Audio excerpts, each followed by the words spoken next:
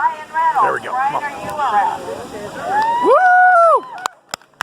Brian is an 18-year veteran of the sustainability industry who consults with senior executives and boards on the risks of climate change that climate change poses to their businesses. He's credentialed at the United Nations, where he focuses on helping the world's small land nations prepare for their future. Brian is a founding member of the New Jersey Sustainable Business Council and past board member of TEDx Nemesis. His topic will be our joint commitment to resolving climate change and the strength and power of the citizens to make that change.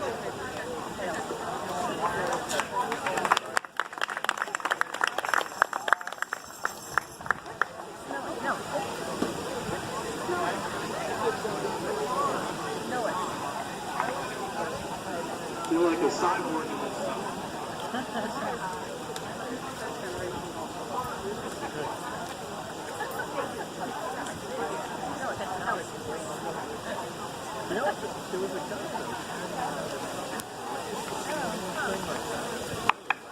Can you guys hear me in the back?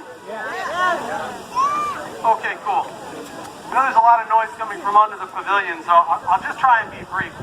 I'm Brian. Hi, Brian! All right, great. I came here today because I want to talk to you guys about you, basically, and put some of this in context for you. That's the most important part. Matter of fact, everybody, let's just start it this way. We should have all done this already, but everybody here, please take a second, turn to somebody next to you who you do not know. Look them in the eye, shake their hand, introduce yourself. Do it now. Come on, really. How you doing? This thing is not going to get done if we can't do it Nice to together, meet and you. it's not going to get done together if we don't know one another. Are you from here? In Redmond? Oh, okay. I'm Now, from just so Brick, you know me, Ocean County.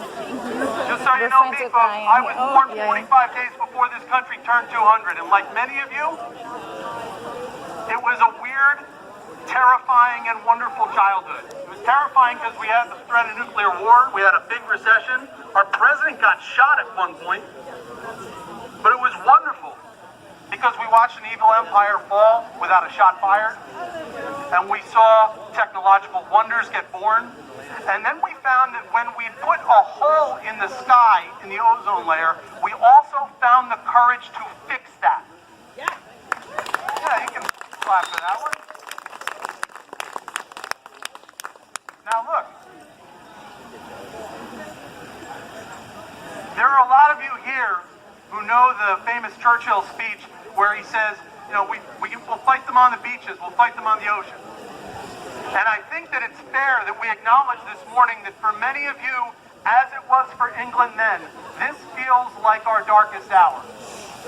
It's okay to acknowledge that, because it is a difficult time, because the fact of the matter is that there are men with predatory minds and craven hearts who are seeking to extract one last bounty from the fossil fuels of the 18th century, and do it on the backs of us.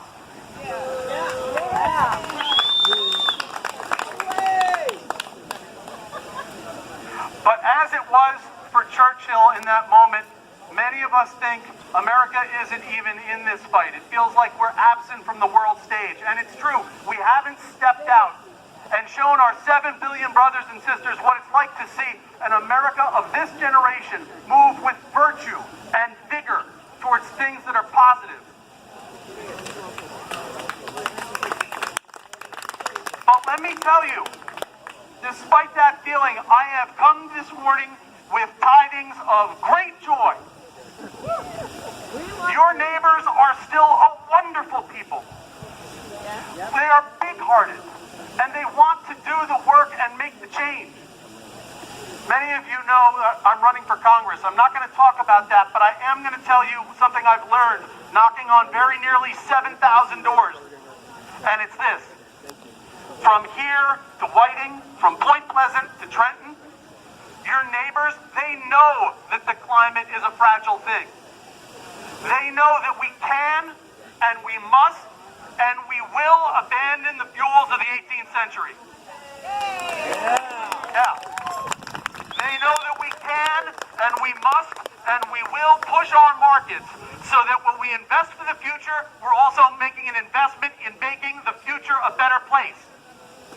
They know that we can and we will and we must put a price on carbon, and we will unleash clean power as the greatest force for job creation that this or any nation has ever seen.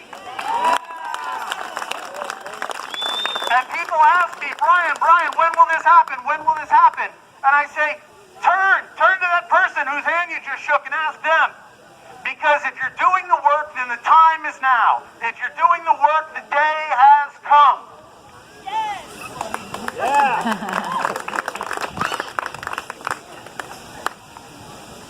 The fact of the matter is that we are a noble people who want to do the right thing.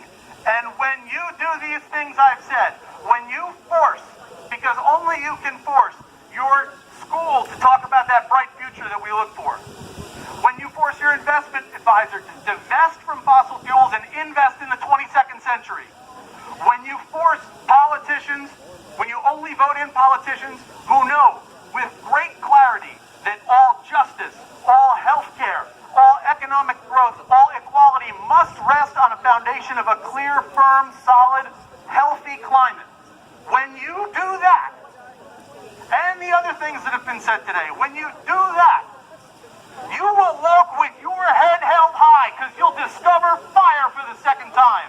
And when you do, you will join the rank of Americans who future generations look